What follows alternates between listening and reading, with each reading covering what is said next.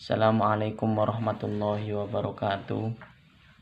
Bismillah, alhamdulillah, wassalatu wassalamu ala rasulillah Sayyidina Maulana Muhammad ibn Abdillah wa ala alihi wa sahbihi wa mawala amma ba'd.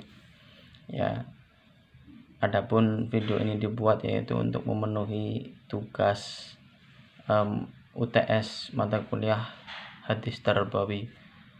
Sebelumnya perkenalkan, nama saya Misbahul Munir, NIM 2220084 kelas PBAB.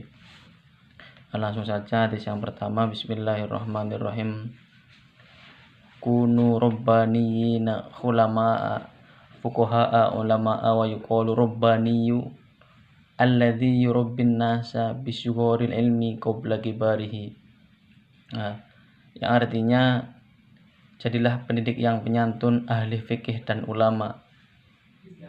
Adapun yang disebut pendidik apabila seseorang mendidik manusia dengan memberikan ilmu sedikit-sedikit yang lama-lama menjadi banyak. Hadis riwayat Bukhari. Adapun kandungannya yaitu dalam hadis ini kita dianjurkan untuk menjadi pendidik. Dari sini kita bisa mengambil kesimpulan seberapa penting dan mulianya seorang pendidik itu.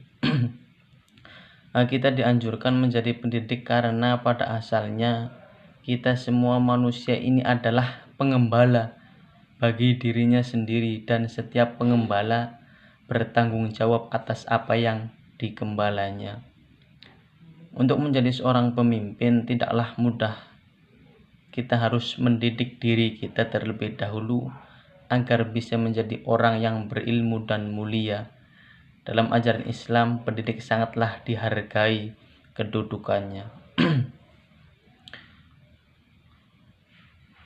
Selanjutnya hadis yang kedua. Bismillahirrahmanirrahim. Kun aliman au muta'alliman au mustami'an au muhibban wala takun khomisan fatuhlika. Rawahul Baihaqi. Yang artinya, jadilah engkau orang yang berilmu atau pandai, atau orang yang belajar, atau orang yang mendengarkan ilmu, dan atau orang yang mencintai ilmu. Dan janganlah engkau menjadi orang yang kelima, maka engkau akan cilaka. Hadis riwayat Baihaqi. Adapun kandungan dari hadis tersebut adalah, dari hadis ini Rasulullah Shallallahu Alaihi Wasallam menganjurkan kita untuk menjadi orang yang berilmu dan mengingatkan kita agar tidak termasuk ke dalam golongan yang kelima, yakni orang yang tidak pandai, orang yang tidak belajar ilmu, dan orang yang tidak mendengarkan ilmu, serta orang yang tidak mencintai ilmu. Dan orang yang kelima yang dimaksud dalam hadis tersebut adalah orang yang dengan sengaja menutupi hati dan dirinya terhadap ilmu. Jadi contoh dalam kehidupan masyarakat, ketika ada seorang ustadz atau guru ya, itu harus mencontohkan dengan baik, mengajar sedikit demi sedikit tapi terus menerus, maka nantinya akan menjadi banyak. Dan kalau diajar sedikit-sedikit, maka muridnya akan paham. Sedikit demi sedikit terus menerus, maka akan menjadi banyak dan pemahamannya akan menjadi banyak si murid tersebut. Selanjutnya contoh hadis yang kedua yaitu kita itu harus menjadi antara 4 aliman, seorang yang mengajar. Kita harus menjadi seorang pengajar.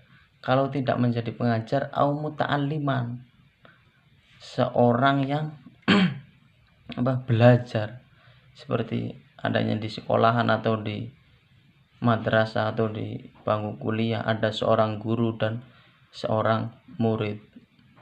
itu termasuk ke dalam dua, kun aliman menjadi guru, au muta'alliman menjadi murid, atau ketika tidak menjadi dua tersebut menjadi yang ketiga, au mustami'an orang yang mendengarkan ilmu. Jadi misalnya tidak menjadi orang yang pertama yaitu seorang guru, tidak menjadi seorang yang kedua yaitu murid, maka jadilah yang ketiga, mustami'an orang yang mendengarkan ilmu.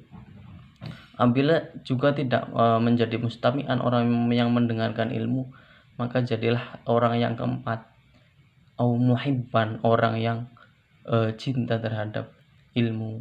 Dia tidak menjadi guru, tidak menjadi murid, tidak mendengarkan ilmu, tapi dia cinta kepada ilmu, maka orang itu tidak akan celaka. Dan jangan jadi yang kelima. Yang kelima itu apa?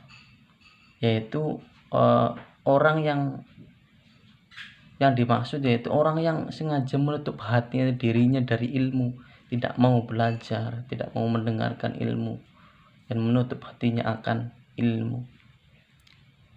Jadi kesimpulannya yaitu sebagai seorang pendidik, kita harus sabar dalam mendidik seorang murid, terus menerus sedikit demi sedikit, maka akan banyak. Dan jadilah orang yang itu tadi, aliman au muta'alliman au mustami'an au muhibban, dan jangan jadi orang yang tertutup hatinya kepada ilmu. Terima kasih. Itu saja yang dapat saya sampaikan. Billahi taufiq wal hidayah. Wassalamualaikum warahmatullahi wabarakatuh.